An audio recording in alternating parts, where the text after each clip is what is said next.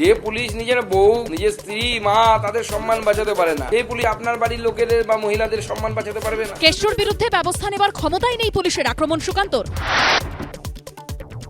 আইসিকে কুকথা, তাও কেষ্টকে ছাড়, আক্রমণ বিজেপির, পাল্টা তৃণমূল। অনুব্রত মণ্ডলকে বিজেপি কত ভয় পায়, অনুব্রত মণ্ডল নাম শুনলেই যে প্যানিক রিয়াকশন হয়। কাজল, অনুব্রত এগুলো আসলে চামচা বেলচা। কাজল শেখ হচ্ছে ভাইপোর লোক, অনুব্রত মণ্ডল হচ্ছে পিসির লোক। সুকান্ত বাবু আর দিলীপ বাবু কোনটা? সুকান্ত বাবু নিজে কোনটা, চামচা না বেলচা? বীরভূমে সাসপেন্ডেড টিএমসিপি নেতার হুমকিতে পুলিশের মর্যাদাহানি উল্লেখ এফআইআরে। পশ্চিমবঙ্গ পুলিশের মর্যাদা আছে বলেই আমরা মনে করি না। ভারতবর্ষের সেনাবাহিনী পাকিস্তানকে যোগ্য জবাব দিয়েছে। একটা বড় দেশের ভয়ে সেনাবাহিনীকে আটকে দিয়ে কাপুরুষের মতো। তো অপারেশন বাংলাটা খুব জরুরি হয়ে পড়েছে।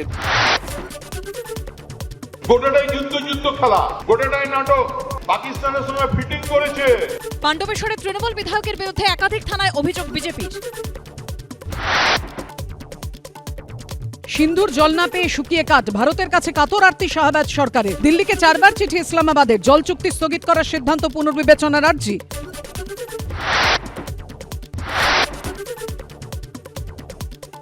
বড়বাজারে মাওবাদীদের নামে হুমকি চিঠি, সোনা ব্যবসায়ীকে চিঠি দিয়ে টাকা চাওয়ার অভিযোগ। বড়বাজার থানায় অভিযোগ দায়ের ব্যবসায়ী।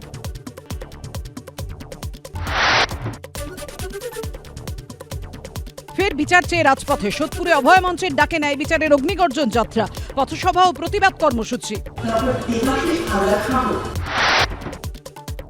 আমার মেয়ে কোথায় খুন হয়েছে, কিভাবে খুন হয়েছে, কারা কারা খুন করেছে, সমস্ত কিছু সিবিআই জানে, কিন্তু সিবিআই প্রকাশ্যে আনছে না। সিবিআই অনেক টাকার বিনিময়ে এই কাজটা করছে। বিস্ফোরক অভিযোগ অভয়ের পরিবারের।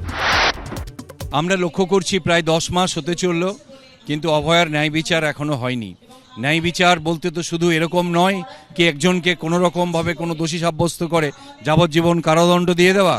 আমরা দেখেছি এই রাজ্যের ঘটে চলা ধর্ষণ, খুন এবং নারীদের ওপরে যে নির্যাতন, তার কোথাও কোনো মাত্রা পড়েনি। এখনো পর্যন্ত প্রতিদিন কোথাও না কোথাও এরকম ঘটনা ঘটছে। তাই একটি অভয়ার ন্যায় বিচারের সাথে আমাদের রাজ্যের যাতে আর কোনো অভয়ার না হয়, সেই ঘটনার প্রতিবাদে আমাদের আবারও রাস্তায় নামতে হচ্ছে, আমাদের বলতে হচ্ছে।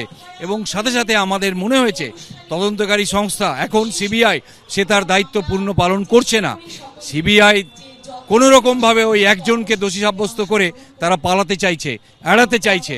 তাই আমাদের প্রতিবাদ আন্দোলন করতে হচ্ছে, রাজ্যের মানুষের কাছে আমাদের আবেদন করতে হচ্ছে, আপনারা আবার রাস্তায় নামুন।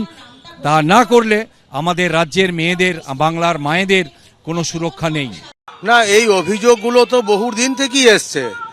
যেটা শিয়ালদা কোর্টের যে রায়, সে রায়ের ছত্রে ছত্রে তো পুলিশের ভূমিকা, সিবিআইয়ের ভূমিকা, এগুলিকে নিয়ে প্রশ্ন তোলা হয়েছে।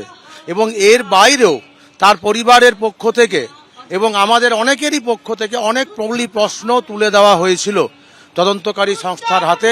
সেগুলো পরবর্তীকালে মহামান্য আদালতের কাছেও পৌঁছে দিয়ে দেওয়া হয়েছিল। যে এই প্রশ্নগুলির সদুত্তর আমরা পাইনি। তো এখনও আমরা এটা মনে করি যে বিচার কিন্তু এখনো হয়নি, এবং এই ঘটনার সঙ্গে যারা প্রত্যক্ষ এবং অপ্রত্যক্ষভাবে যারা জড়িত আছে, যারা হচ্ছে এই বৃহত্তর অপরাধের পরিকল্পনা করেছে, যারা প্রমাণ লোপাট করেছে, যারা এই দুর্বৃত্ত চক্রকে প্রশ্রয় দিয়েছে, এই সবটাকে যদি তদন্তের ভিতর দিয়ে বিচার প্রক্রিয়ার মধ্যে না আনা হয়, তাহলে অভয়ার বিচার আমরা পেয়েছি এটা কখনোই আমরা মনে করতে পারবো না।